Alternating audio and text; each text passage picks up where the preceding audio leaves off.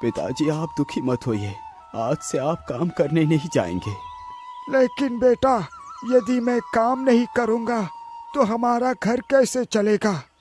पिताजी आज से मैं काम करूँगा। लेकिन बेटा, तुम काम क्या करोगे? आसपास तो यहाँ पर कोई काम नहीं है। पिताजी मैं किसी दूसरे नगर में जाता हूँ, हो सकता है वहाँ पर कोई काम मिल जाए।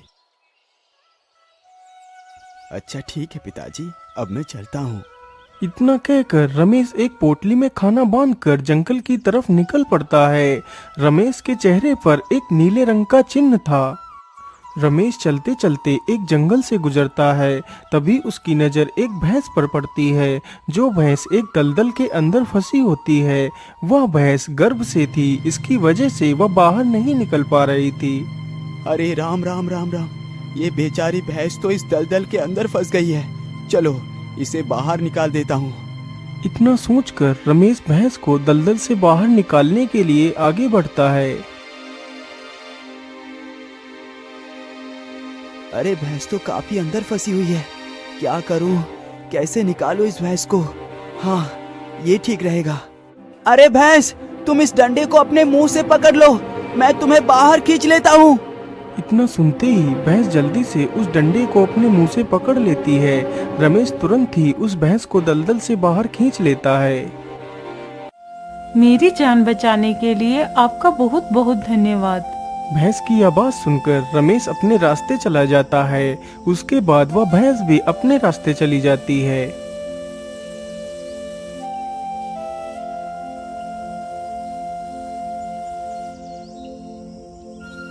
कुछ महीनों बाद ही उस भैंस ने एक बच्चे को जन्म दिया। वह बच्चा जब भी दूसरे बच्चों के पास खेलने के लिए जाता है तो वह सारे बच्चे उसे अपने साथ खेलने नहीं देते हैं। अरे जा, तू हमारे साथ नहीं खेल सकता क्योंकि तू एक इंसान का बच्चा है। चल भाग यहाँ से, नहीं तो हम तुझे मार डालेंगे। उन लोगों की यह बात सुनकर बच्चा बड़ा ही दुखी होता है। उसके बाद वह अपनी माता के पास जाता है और सारी कहानी अपनी माता को बताता है। माँ, अब मैं उन लोगों के पास खेलने नहीं जाऊंगा, मुझे मेरे पिता के पास जाना है। अच्छा ठीक है बेटा, यदि ऐसी बात है तो हम तुम्हारे पिता को जरूर ढूंढेंगे। फिर वह दोनों माँ बेटे अलग अलग दिशाओं में निकल पड़ते हैं। कुछ दूर चलने के बाद एक नगर आता है। अरे वाह, यहाँ पर तो एक नगर है। मैं ऐसा करता हूँ, अपना रूप बदल लेता हूँ, उसके बाद नगर के अंदर प्रवेश करता हूँ। इतना सोचकर वह अपना रूप एक इंसानी बच्चे में बदलकर नगर के अंदर प्रवेश कर जाता है।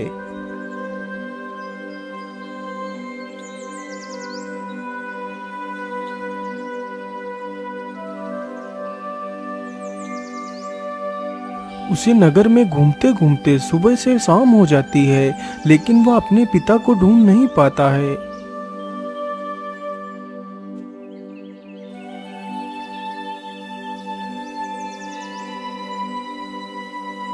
अगले ही दिन फिर से वह दोनों माँ बेटे किसी दूसरे नगर में जाते हैं और पहले की तरह ही वह दोनों भिन्न भिन्न दिशाओं में चले जाते हैं। उस दिन भी वह लड़का पूरा नगर घूमता है, लेकिन उसके पिता का कोई भी पता नहीं चल पाता है।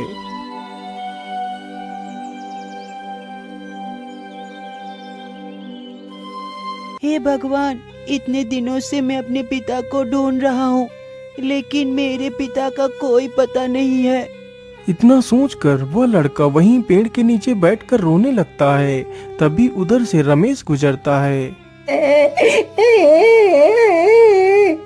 अरे ये रोने की आवाज किसकी है? रमेश अपने आसपास देखता है तो उसे वही लड़का रोता हुआ दिखाई देता है। तो रमेश तुरंत उसके पास जाता है। क्या बात है बेटा, तुम रो क्यों रहे हो? तुम्हें क्या तकलीफ है?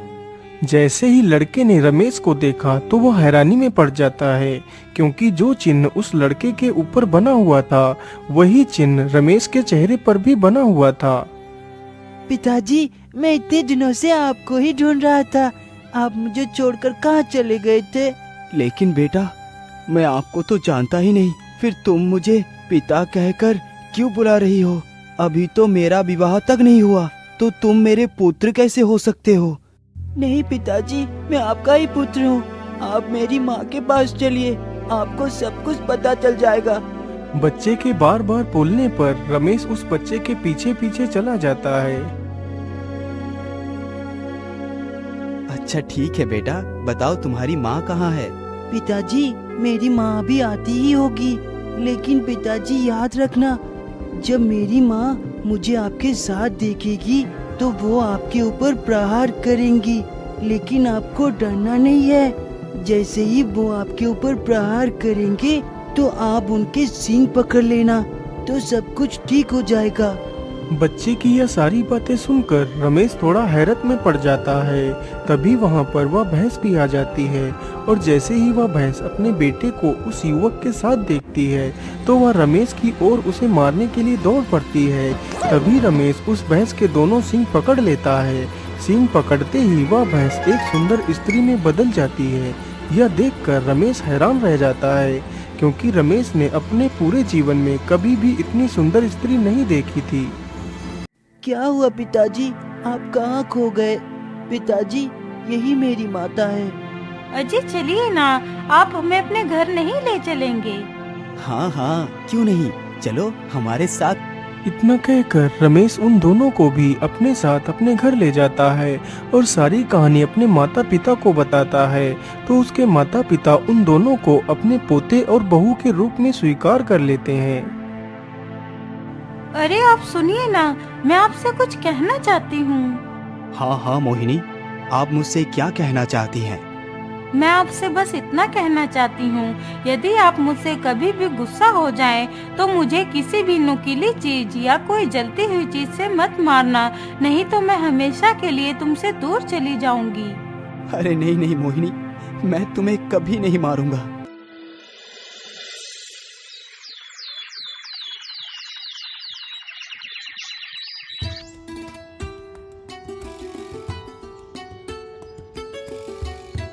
बेटा, अब तो तेरी घर बस गई है।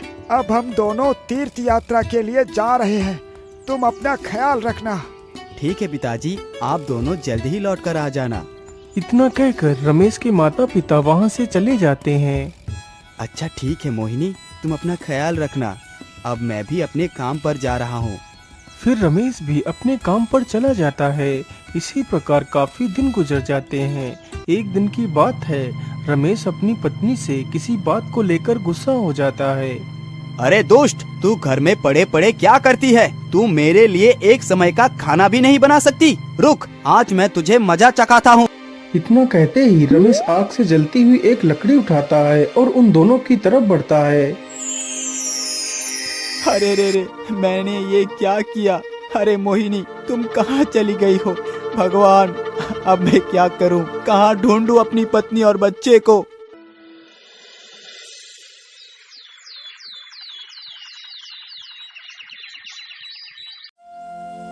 सुबह होते ही रमेश के माता पिता भी तीर्थ यात्रा से वापस आ जाते हैं।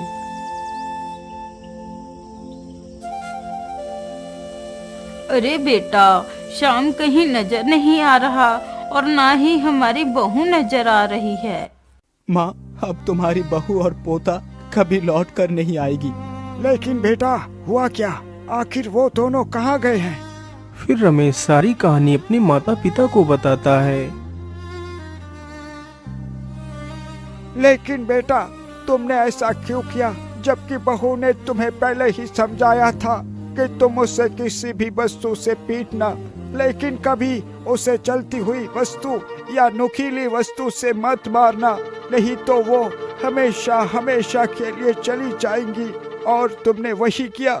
पिताजी, मैं क्या करूं? मेरी बुद्धि भ्रष्ट हो गई थी। मैंने आवेश में आकर ये गलत कदम उठा लिया। मुझे माफ कर दो पिताजी, मुझे माफ कर दो। बेटा, तुम दुखी मत हो, तुम जाकर देख आओ, हो सकता है वह दोनों तुम्हें कहीं मिल जाएं। यदि ऐसी बात है माँ, तो मैं जरूर अपनी पत्नी और बच्चे को ढूंढ कर लाऊंगा। माँ, मेरी बात ध्यान से सुनो। मैं उन दोनों को ढूंढने के लिए जा रहा हूँ, लेकिन यदि मैं वापस लौट कर ना आऊं तो मेरा हाल खबर लेने के लिए मिठवोली को भेज देना।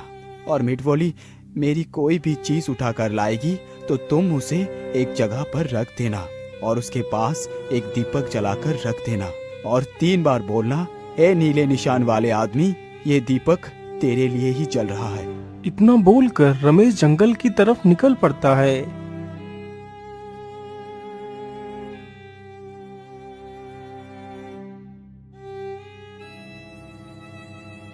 पता नहीं वो दोनों कहाँ चले गए हैं। भगवान, मुझे उन दोनों से मिला दे। तभी रमेश ने देखा एक भैंसों का झुंड घास चर रहा है। उस झुंड के कुछ दूर पर ही एक भैंस और उसका बच्चा खड़े हुए हैं। मुझे लगता है ये दोनों ही मेरे पत्नी और पुत्र हैं। चलो उनके पास चलता हूँ। इतना सोचकर रमेश जल्दी से उन दोनों के करीब जाता है। श्याम, मेरे बेटे, देखो मैं तुम्हें लेने के लिए आ गया हूँ। अपने पिता को वहाँ पर देखकर वह बच्चा बड़ा ही खुश हो जाता है। मोहिनी, मुझे माफ कर दो, मैंने तुम्हें मारने की कोशिश की। चलो मेरे साथ घर वापस चलो। नहीं जी, मैं अब तुम्हारे साथ नहीं चल सकती। लेकिन तुम मेरे साथ अब वापस क्यों नहीं चल सकती? अब मेरे सरदार मुझे कहीं भी जाने की इजाजत नहीं दे सकते। नहीं नहीं मोहिनी, मैं तुम्हें जाने की इजाजत दे सकता हूँ, लेकिन एक शर्त पर। बोलिए, आपकी क्या शर्त है? मैं आपकी प्रत्येक शर्त मानने के लिए तैयार हूँ। शर्त तो यही है कि तुम्हारी आंखों पर एक पट्टी बांधा जाएगी और तुम्हें भैंसों के झुंड में से अपने मोहिनी को पहचानना है। ये प्रक्रिया हम लगातार 3 बार करेंगे। यदि तुमने 3 बार अपनी पत्नी को ही पहचान लिया तो तुम हमेशा के लिए अपनी पत्नी और बच्चे को ले जा सकते हो, और यदि नहीं पहचान पाए तो तुम्हें इन्हीं भैंसों के झुंड से कुचला दिया जाएगा। ठीक है, मुझे तुम्हारी शर्त मंजूर है। इतना सुनते ही भैंसों का सरदार वहाँ से दूर चला जाता है। अजी, मैं जो कह रही हूँ उसे ध्यान से सुनो। पहली बार जब तुम मुझे पहचानोगे तो मैं अपनी एक टांग उठा लूंगी, तो तुम समझ जाना कि वो मैं हूँ। और दूसरी बार मैं अपने सिर को 2 बार हिलाऊंगी, और तीसरी बार मैं अपने कान को 3 बार हिलाऊंगी, तो तुम समझ जाना कि वह मैं हूँ। सारी भैंसें झुंड बनाकर खड़ी हो जाती हैं और रमेश की आंखों पर एक कपड़े की पट्टी बांध दी जाती है। प्रतियोगिता शुरू की जाए। इतना सुनकर रमेश अपनी पत्नी को पहचानने के लिए आगे बढ़ता है। रमेश वैसा ही करता है जैसा उसकी पत्नी ने बताया था। रमेश सारी भैंसों के पैर छूता है। वह भैंसों के पैर छूते छूते अपनी पत्नी के पास पहुंच जाता है। रमेश जैसे ही अपनी पत्नी के पैर को हाथ लगाता है तो उसकी पत्नी अपने पैर को ऊपर उठा लेती है। रमेश अपनी पत्नी के इशारे को समझ गया। सरदार, यही मेरी पत्नी है। अच्छा ठीक है, अब तुम्हें 2 बार और अपनी पत्नी को पहचानना है। सभी लोग अपना अपना स्थान बदल दो। सरदार का आदेश होते ही सारी भैंसें अपना अपना स्थान बदल देती हैं। रमेश फिर से अपनी पत्नी को पहचानने के लिए सारी भैंसों को सिर को छूने लगता है। छूते छूते वह जल्दी ही अपनी पत्नी के पास भी पहुंच जाता है। जैसे ही रमेश उसके सिर को छूता है तो वह अपने सिर को 2 बार हिला देती है। सरदार, ये ही मेरी पत्नी है। बहुत बढ़िया, अब तुम्हें अंतिम बार और अपनी पत्नी को पहचानना है। इस बार फिर से सारी भैंसों ने अपने अपने स्थान को बदल लिया। रमेश फिर से अपनी पत्नी को पहचानने के लिए सारी भैंसों के कानों को छूने लगता है। रमेश ने मुश्किल से 2-4 भैंसों के कान ही छू पाए थे। तभी एक मधुमक्खी उड़ती हुई आती है और भैंस के कान पर बैठ जाती है, तो उस भैंस ने अपना कान हिला दिया। रमेश को लगा कि यही उसकी पत्नी है।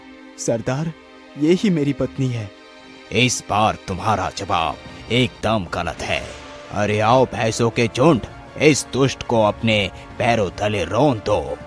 सरदार का आदेश होते ही सारी भैंसें रमेश को अपने पैरों तले रौंद कर मार देती हैं और वहां से चली जाती हैं।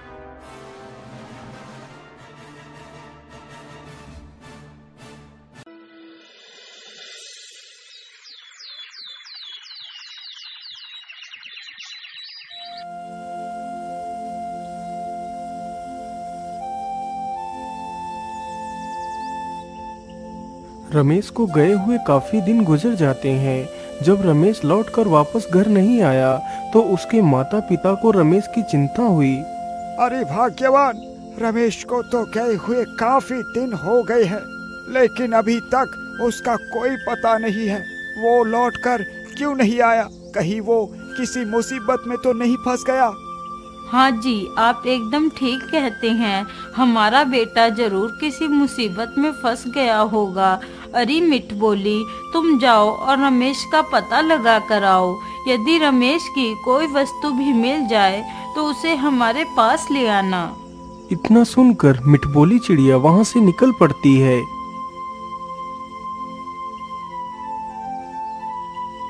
मिठबोली चलते चलते वहीं पर पहुंच जाती है जहां उन भैंसों के झुंड ने रमेश को मार दिया था। अरे ये क्या, ये अंगूठी तो रमेश की ही है, तो इसका मतलब ये हड्डियां भी रमेश की ही हैं। चलो मैं ऐसा करती हूँ, जल्दी से ये अंगूठी और इसमें से एक हड्डी उठा कर ले जाती हूँ। इतना सोचकर मिठबोली जल्दी से उस अंगूठी और एक हड्डी को उठाकर अपने चोंच में दबाती है और वहां से उड़ चलती है और जल्दी ही वह अपने घर वापस लौट आती है। हड्डी और अंगूठी को देखकर रमेश की माता बहुत दुखी हो जाती है।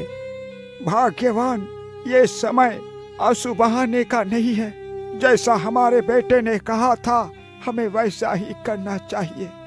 वह दोनों जल्दी से रमेश की अंगूठी तथा उसकी हड्डी को जमीन पर रखते हैं और उसके पास एक दीपक जलाकर रख देते हैं। ए नीले निशान वाले आदमी, यह दीपक तुम्हारे लिए ही जल रहा है। ए नीले निशान वाले आदमी, यह दीपक तुम्हारे लिए ही जल रहा है। ए नीले निशान वाले आदमी, यह दीपक तुम्हारे लिए ही जल रहा है। इतना बोलते ही रमेश फिर से जीवित होकर खड़ा हो जाता है।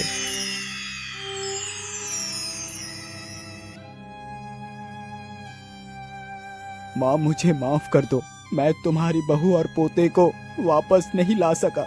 मुझे माफ कर दो माँ, मुझे माफ कर दो। कोई बात नहीं बेटा, तुम वापस आ गए। इससे ज्यादा खुशी की बात मेरे लिए क्या हो सकती है।